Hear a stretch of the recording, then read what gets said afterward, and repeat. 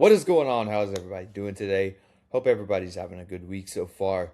We are doing another boxing video, another kind of predictions and preview video on a very big card that we have coming to New York at Madison Square Garden this weekend. So I'm super stoked for this one.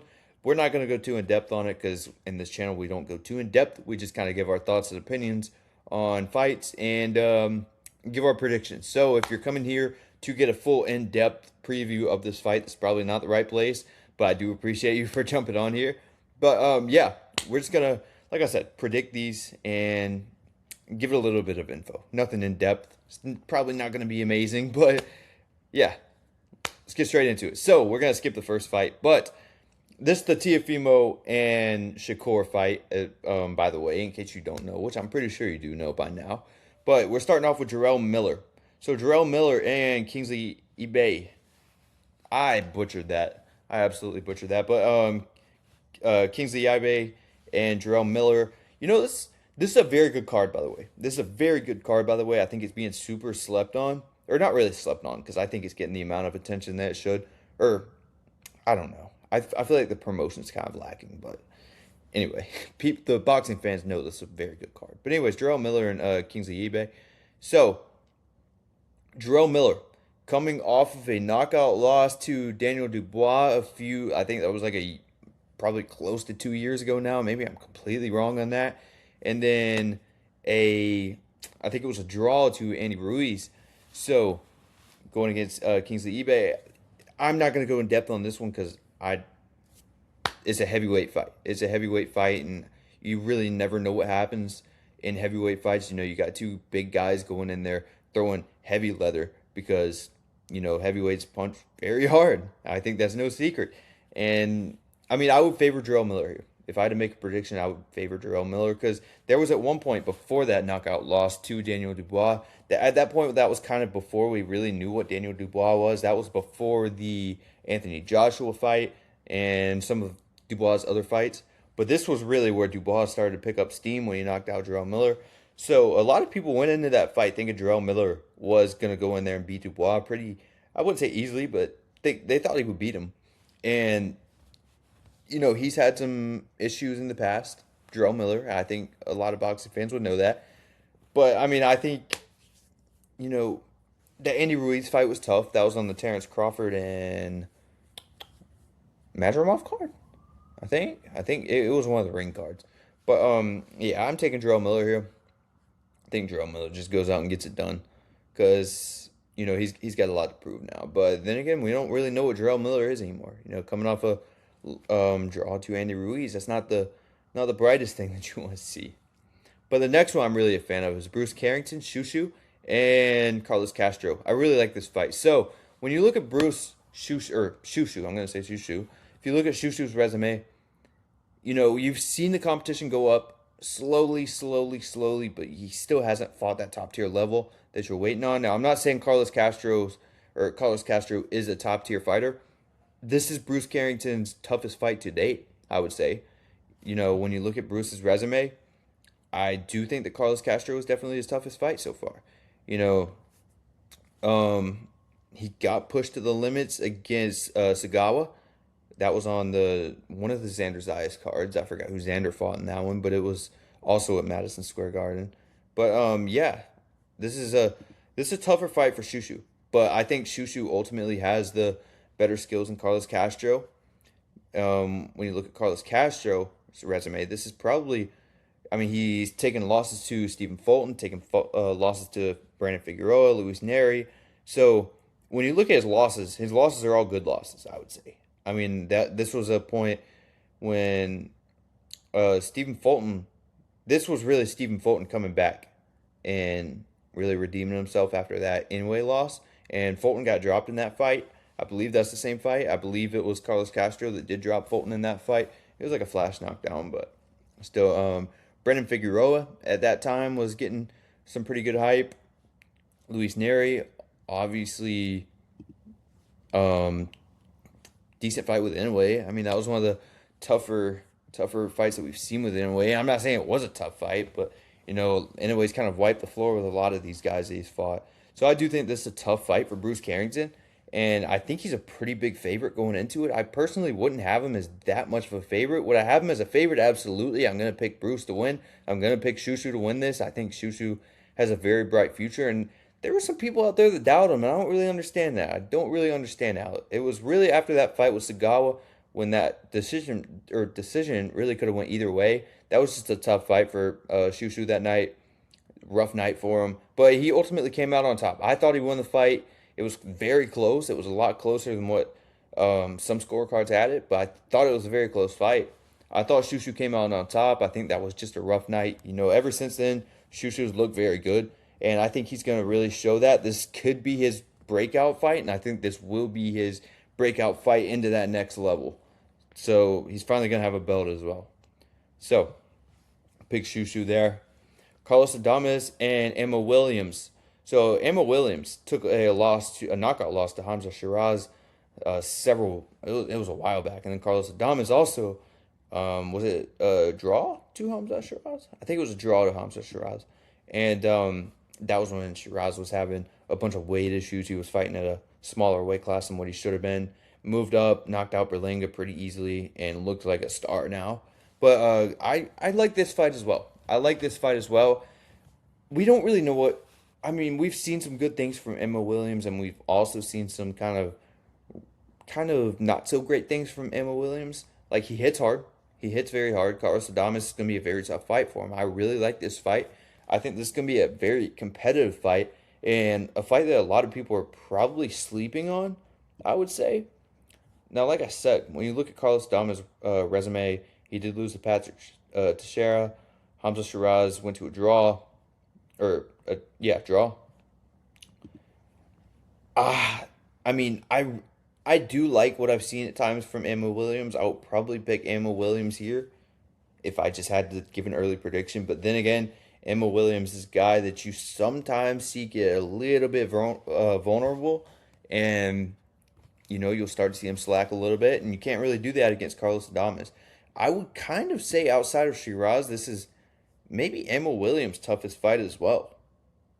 Yeah, definitely. I would say this Emma's toughest fight as well, outside of the Shiraz fight. But this is a very interesting matchup because they've both fought Hamza Shiraz. I know boxing matches don't work like that, but Austin Williams got knocked out by him. Carlos Adames went to a draw with him. So that's kind of the marketing behind this fight. But I will take Austin Williams here, but I think it's a very close fight, and that is not a given at all. Now, Keyshawn Davis is back after a very rough turn of events after missing weight by a good bit at his last weight class, and he's back at 140. He's at 140 now.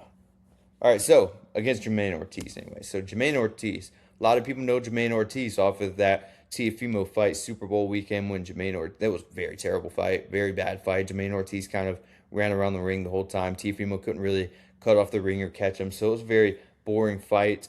And I think it was in Las Vegas. Super Bowl weekend. Yeah, it was Las Vegas Super Bowl weekend like 2 years ago. But you got Keyshawn back in the ring. Keyshawn was really breaking into stardom. Missed weight for his last fight. Got canceled. Had that little scuffle backstage with one of his brother's opponents that his brother lost to. So there was a lot of drama going around with Keyshawn Davis. And then he claimed to retire. And then he claimed that he was taking a year-long break or longer, and turns out I think it was 7 months, maybe a little bit longer, maybe a little bit shorter.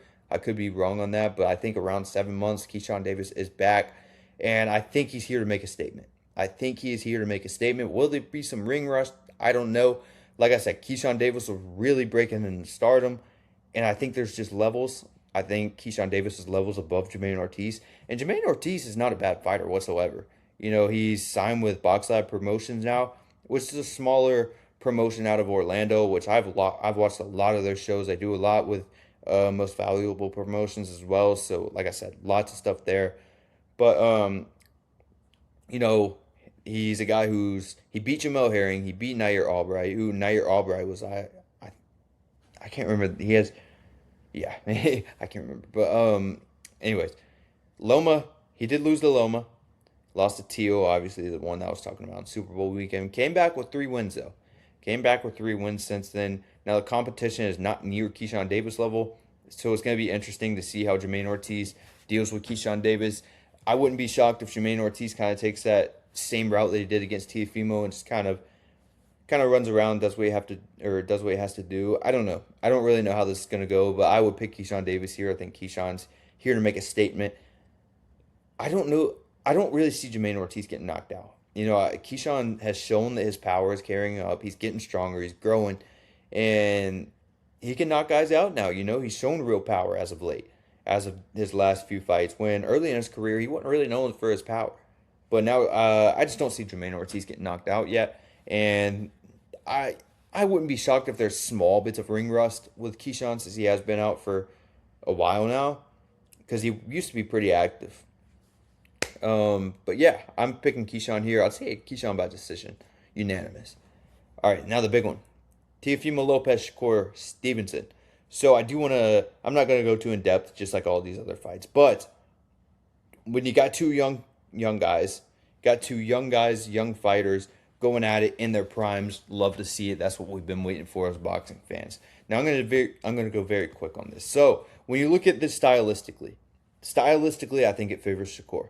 So you look at Teofimo, when he's had these guys that are more of the boxer style, more of the, I wouldn't say runners, because I'm not going to sit here and say runners, because I personally don't think Shakur's a runner. I know I'm probably going to get slack for that, but I don't think Shakur's a runner. I think that's just very good boxing on his end. But when you get Teofimo against these guys who are just very good boxers, who are movers, that's the thing, movers, not runners, but movers.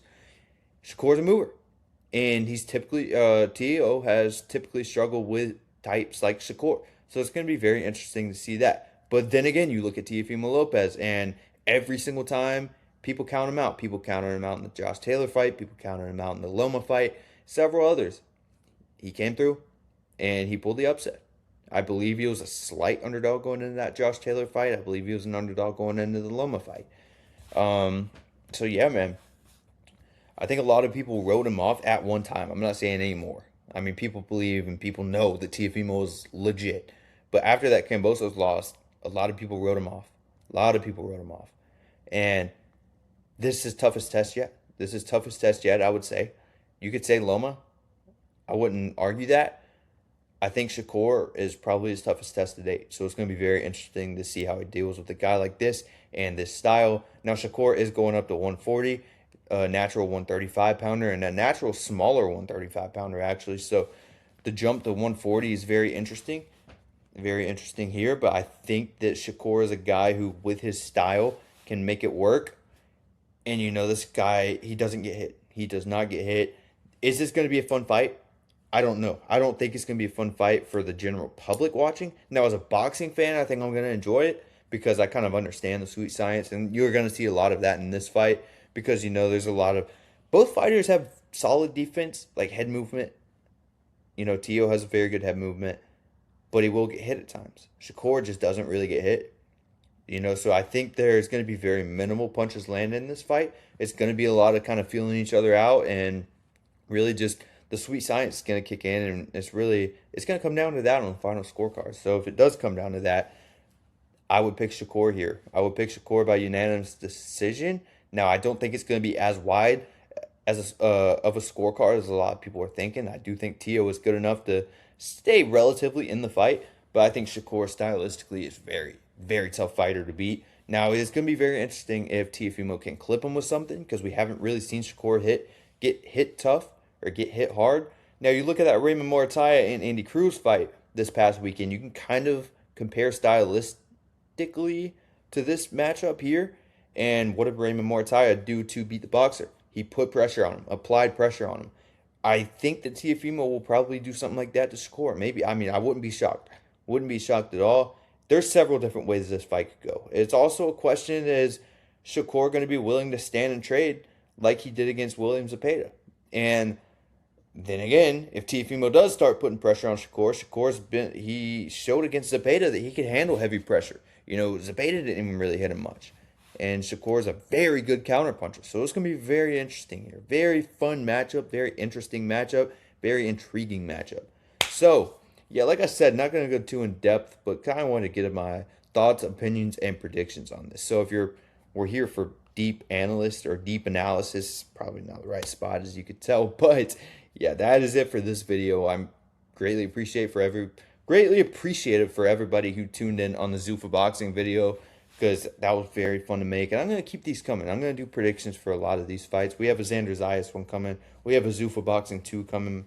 So if you do enjoy this, I greatly appreciate it if you did consider subscribing to the channel. It helps me out a lot and lets me know to keep going, keep doing these videos, because this is what I like to do. So yeah, I know there's some people out there that's not going to like this video, but like I said, it's what I like to do, so I'm going to do it as long as you guys want it. So yeah, that's it for this one. I'll catch you guys on the next one. Peace.